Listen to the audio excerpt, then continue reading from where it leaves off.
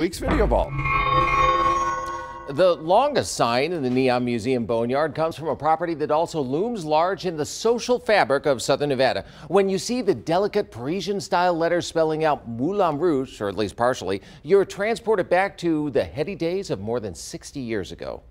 It was the end place at that time. We had great times here. Theodore Toney had been a waiter when the Moulin Rouge first opened and spoke to News 3 in 1987 as new owners were trying to recreate history. I feel that we should do greater this day than we did yesterday because I think it should last longer. These doors first opened in 1955 to opportunities never before explored.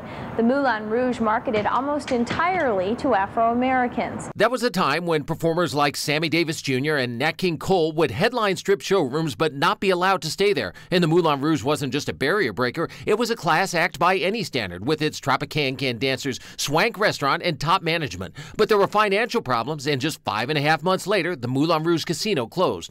Over the next few decades, the Moulin Rouge would have a hotel and a bar, but no casino. People don't come to Las Vegas to drink, they come here to gamble.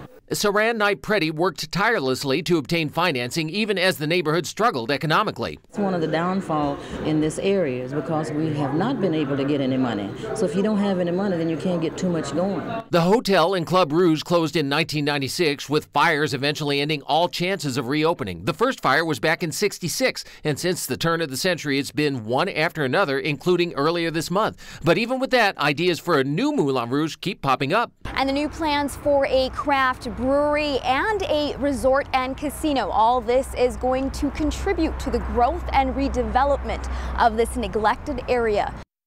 There are actually 3 different groups hoping to buy the property out of receivership, with 2 of them hoping to build a new Moulin Rouge, and the third being Clark County, which would use it for administrative offices. A judge is expected to make a ruling in the very near future. Meanwhile, of course, the original Moulin Rouge sign is on full display at the Neon Museum on Las Vegas Boulevard, just north of